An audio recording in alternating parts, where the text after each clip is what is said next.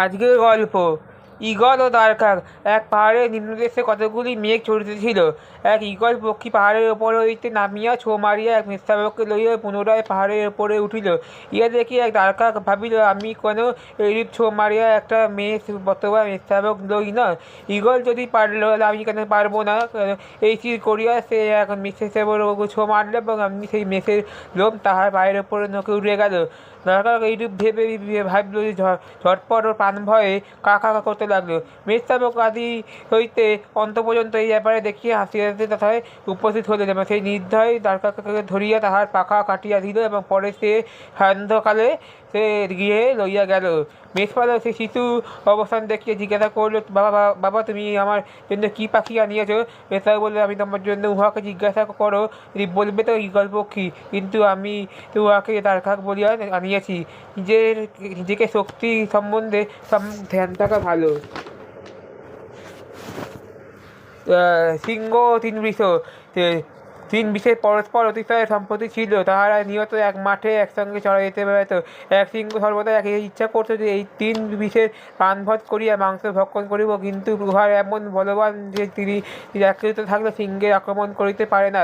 এই জন্য সেই মনে মনে চিন্তা করল, তা যাহাতে হয়তো পিতাপিতাকভাবে চলে এমন কোনো উপায় করার করি। পরে কৌশল করিয়া সেই উহাদের মধ্যে এমন বিরোধ ঘটিয়া গেল যে তিনি আশায় পরস্পর দেখা দেখি পর্যন্ত হয় না। তারপরে পরস্পর দূরে পিতার সামনে দিতে আরম্ভ করলো। এই সিংহ এই সুযোগে একে একে তিনের প্রাণহংসার করিয়া ইচ্ছেমতো আহার করিল। বন্ধুদিগের পরস্পরকে বিরোধী শত্রুর আনন্দের নিমিত্ত। শিকার ও সারস। একদিন এক শিকার সারসকে বলিয়া, ভাই কাল থেকে তখন আমার আমাকে আদায় তাহাকে আনিতে হইবে। সারস সম্মত হইল। পরদিন যথাকালে শিকারের আদায়ে উপস্থিত হইল। উহার উপহাস শুনিয়া আমোদ করিবার নিমিত্ত শিকার অন্য কোনো আয়োজন না করিয়া থালায় কিঞ্চিৎ ঝোল ঢালিয়া খাওয়া করিয়া আপনিও তাহাকে আশ্রয় করল। শিকার জিহ্বা অনায়াসেই তাহা ঝোল চাটিয়া খাইয়া ফেলল, কিন্তু সারসের ঠোঁট অতিশয় সূক্ষ্ম এবং লম্বা হওয়ায় সে কিছুই করিতে পারিল না। চুপ করিয়া বসিয়া রহিল এবং তাহারা বসিবার সময় তাহার যেরূপ ক্ষুধা হইয়াছিল সেইরূপই রহিল, যেমন কিছুমাত্র নিবৃত্তি হইল না। একদিন যখন সে আজকে আমি সেখানে ক্ষোভ প্রকাশ করলে ভাই করিয়া আজকে আমি ইহাতে এমন অতিশয় দুঃখ হইলাম যে বোধ করি আমাদের দারুণ স্বাদ হয়। নাই নাই ভালো করিয়া করে আরও শুনিয়া বললো, আজকে আমি তখন কোনো উক্তি হবে না, কিন্তু শিকার জব্দ করিয়া নিমিত্তে বললো, যাইবার সময় ভাই কালকে তোমাকে ওখানে গিয়ে আবার আর করিতে হইবে। শিকার সম্মত হইল। এই পাত্র চটিয়ে দিতে লাগলো। পরে তাহারা সম্মত হইল। বিরক্ত প্রকাশ না করিয়া সে এই বিরুদ্ধে চলে গেল যে আমি কোনো মতে সারসকে দেখে পাই না, কিন্তু আমি যে পথে চলিয়াছিলাম সারস এই পথে চলিয়াছে। অন্যায়কে জব্দ করিতে গাইলে নিজেকেও জব্দের সন্ন্যায় জব্দ পেতে হয়। অস্ত্র ও গর্দভ। এক ব্যক্তির অস্ত্র ও গর্দভ ছিল। কোনো ধরনের এক যাইবার সময় সমুদায় দ্রব্য সামগ্রী গর্দভের পৃষ্ঠে চাপিয়া গেল। অস্ত্র বহুমূল্য বস্তু করিল আর কোনো ভাব চাপাতে এক দিবসে সমুদায় ভার করিয়া যাইতে যাইতে গর্দভের পীড়ন উপস্থিত হইল। পীড়নের যাতনা ও ভরের আদর্শ ভর গর্দভে অতিশয় কাতর হইয়া অস্ত্রকে বলল, ভাই দেখো, আজকে আমি এত ভার করবো হইয়াছি, তুমি দয়া করিয়া আমাকে লাও আর এই অংশ আমাকে পরিত্রাণ করো, বা নতুবা আমি মরে পড়ে থাকি। অস্ত্র বলি, ভাই তুমি আমাকে পারবে না, তুমি আমাকে বিরক্ত করো না, আমি কখনোই তোমাকে ভরের অংশ লইব না। গর্দভ আর কিছুতেই খানিকক্ষণ পরে দূরে গিয়ে মুখ ধুবড়াইয়া বলল, আমি তাহারই প্রাণত্যাগ করিব। এই বলিয়া সেই সমুদায় হার হইতে অস্ত্রের পিঠে চাপিয়া গেল। ভরের সঙ্গে মারা গেলে সেই চাপা দিতে হয়। অস্ত্র ও সমুদায় ভারে সেই মরা দেখলে অপেক্ষা মনে মনে সে বললো, আজকে আমাকে কেমন দৃশ্য বললো, আজকে পাইলাম। তখন যদি এই ভরের অংশই অথবা হইতে এখন আমরা সমুদায় ভর মরা হইতে পারে না। বুদ্ধিমানের ভবিষ্যতে ভাবিয়া চলে। লবণহীন কৃষক। তো এক ব্যক্তি লবণহীন হিসেবে বাস করতো। তখন কোনো স্থানে লবণ সক্রিয় রইলে সে নিয়ে দাঁড়ায় উপস্থিত হইল এবং কিছুক্ষণ কিনিয়ে পৃষ্ঠে কোমরে করে পূর্বে বারংবার বইতে লাগলো। সে একবার তাহাতে অনেক অধিক বৈতকরণ করলে। এই জন্য বলদ অতিশয় ক্লান্ত হইয়াছিল। ব্যক্তি বুঝিল যখন যে বলদ দুষ্টতা করিয়াছে, আমার ক্ষতি করেছে, অতএব ইহাতে দুষ্টতার প্রতিফল দিতে হইবে। তাই স্থির করিয়া ব্যক্তি কিনায় বলদের পৃষ্ঠে চাপিয়া রইল এবং বলদ পূর্বে ভার কমিয়া অভিপ্রায় নাদায় করিয়া গেল। ব্যবসায়ীরা ব্যক্তি পূর্ব স্থলে লবণ লইতে ভয়ে সে দূরে যেতে উঠতে পারে না। হরিণ ও হরিণ। এক হরিণের খালে জলপান করিতে ছিল, জলপান করবার সময় জলে তাহার শরীরে প্রতিবিম্ব পড়িয়াছিল, সেই জলের প্রতিবিম্ব দেখিয়া হরিণ বলিল, আমার সিংহ দৃঢ় এমনই সুন্দর, কিন্তু আমার পা দেখিতে অতি কদর্য, এবং সে এখন আপনার আকর দোষ ও গুণের বিবেচনা করে। এমন সময় ব্যাধে আসিয়া তাকে বলল, সেই প্রাণ ভয় এত রেগে জ্যোতিষ সে সেখান থেকে চলে গেল।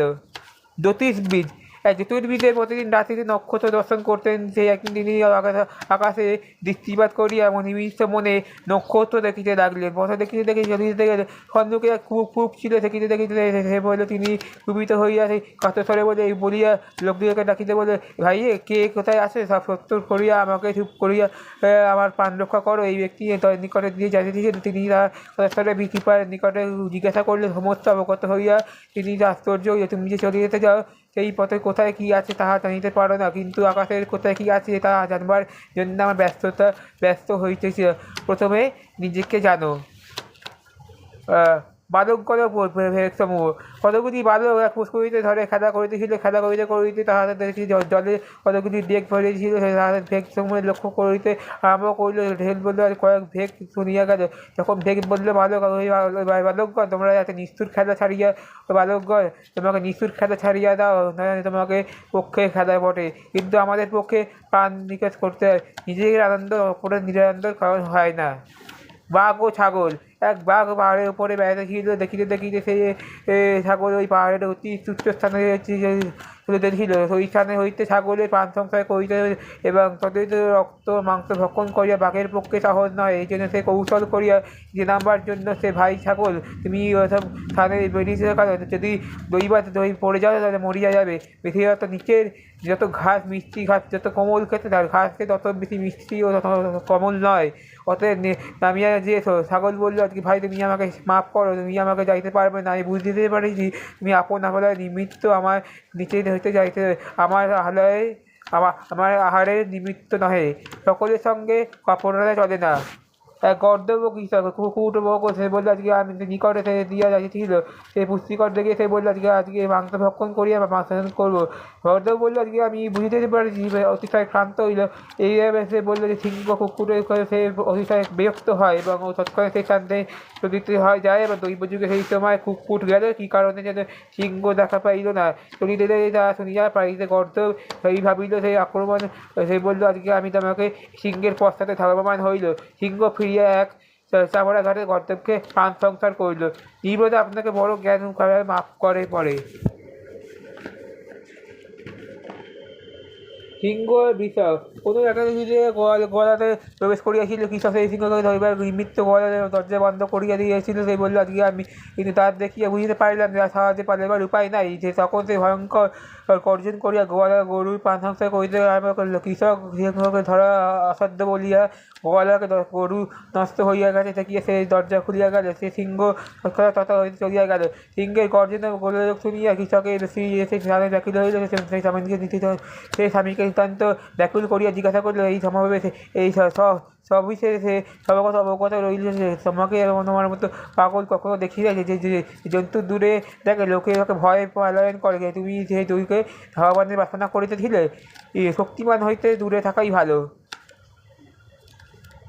জলমগ্ন বালক। এক বালক পুষ্করিতে খেলা করেছিল, হঠাৎ জলে পড়িয়া গেল। মানে এ বললো, আজকে আমি দৈবযুগে সেই সময় সেইখানে এক ব্যক্তি যাইতেছিল। বালক তাকে দেখিতে পাইলে কাতরস্বরে বলল, হে মহাশয়, আপনি যদি কৃপা করেন আসুন তো আমার, নতুবা আমি ডুবিয়া মরি। অগ্রে জলে ভাসিতে ভর্সনা করিতে লাগিলেন। তখন ওই বালক বলল, আগে যখন আমরা উঠিয়া পড়েছে সে ভালো হয়, সে আপনাকে ভর্সনা করিতে করিতে আপনার প্রাণত্যাগ হইবে। আগে দেখো, পরে উপদেশ মানো। শিকার ও কুকুর। এক ব্যক্তি শিকার করিতে গিয়েছিল, জঙ্গল শিকার করতে অনেক ভ্রমণ করতেছিল। সে মুখে এক কুকুরকে দেখে বলে, আজকে ওই সিংহ কোনো স্থানে থাকতে পারে? কুকুর বলে, হ্যাঁ পারে, তুমি যদি আমার সঙ্গে এসো আর আজকে তোমাকে সিংহ দেখা যেতে দিদি। একথা শুনিয়া সেই ব্যক্তি ভয়ে কম্পিত হইয়া উঠল, তার মুখ শুকিয়া গেল।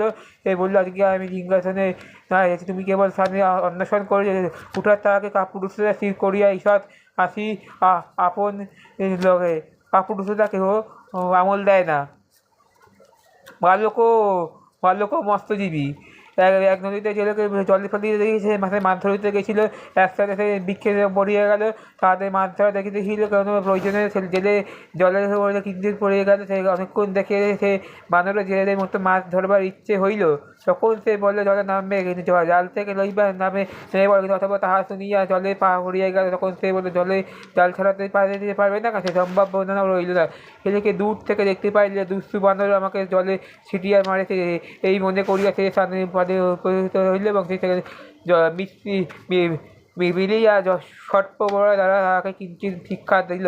এ বানর মনে মনে আপনাকে বিস্তার করিয়া দিল। সে অপেক্ষা করে বলতে বলতে আমাকে যেমন করেছে তাহার উপযুক্ত ফল পাই, যেমন মাছ ধরিবার কিছু দরকার নেই, তুমি কালে জালে হাতে দিলাম, না জেনে কিছু করা উচিত নহে। এক শ্রীগল দিত, এক শ্রীকাল সে বেড়াতে করেছিল, সে শ্রীকাল করেছিল, শ্রীকাল বললো আজকে আমি পড়বো না, সে আজকে আমি সেই সময় সে বললো পাটা সে জাল পড়ে তাহার ফুটিয়ে দিতে হস্ত রক্তপাত করিল, যতটা চিৎকার করিতে লাগলো, কেবল কাঁটা দিয়া ফুটিল না, কিছু হালকা ঢালে সে বললো ঘুরে পড়িয়ে গেছে। সে বললো আজকে আমি মহাপুত্র ভর্সনা করিতেছি, সে দুর্বল তোকে অবলম্বন করিয়া গিয়েছে, আজকে আমার দশা ঘটল, ওর মরণই ভালো। কৃপক এই কথা শুনিয়ে ভারী হয়ে বড় মজার কথা, আমি তোমাকে তাও আমার সাহায্য আহ্বান করি নাই, তুমি আমার অবলম্বন করছো কেন? কেন আমাকে ক্ষুদ্র হইলে? না না, ক্ষুদ্র অতি নিচ এই বেড়া হইতে মহৎ, সে অবলম্বন করিয়া আমি কষ্ট পাইতেছিলাম, সে আমার সাথে সাহায্য করিতেছে, সেখানে বলিব সেই মন্দ নয়, কেমন আমাকে আশ্রয় দিচ্ছে, কিন্তু তুমি আমাকে নিচে কেন? তুমি অবলম্বন হয়ে আশ্রয় মনে করিয়েছে, আমি স্বয়ং করেছিলাম, আমি তোমাকে তুমি বুদ্ধিহীনতার পরিচয় নাও। যে যে যে অন্যের উপর নির্ভর করে সে অপরকে সাহায্য করতে পারে না।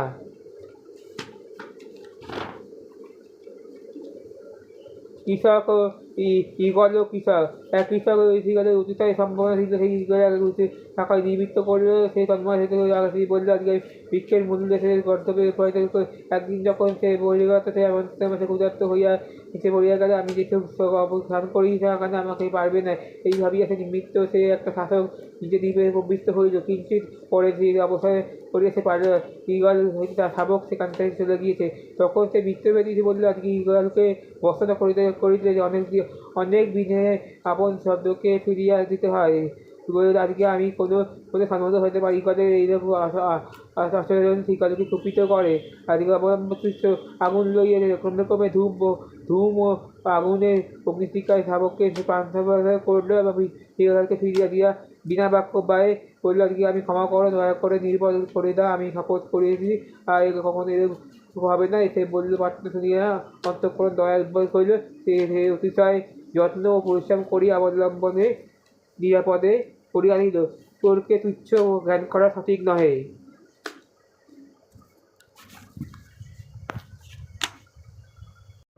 আজকের গল্প ঈগল ও দ্বারকাক। এক পাহাড়ের নিম্নদেশে কতগুলি মেঘ চড়িতেছিল। এক ঈগল পক্ষী পাহাড়ের ওপর হইতে নামিয়া ছো মারিয়া এক মেষশাবককে লইয়া পুনরায় পাহাড়ের ওপরে উঠিল। ইহা দেখি এক দ্বারকাক ভাবিল, আমি কেন এইরূপ ছো মারিয়া একটা মেষ অথবা মেষশাবক লই না? ঈগল যদি পারল, আমি কেন পারবো না?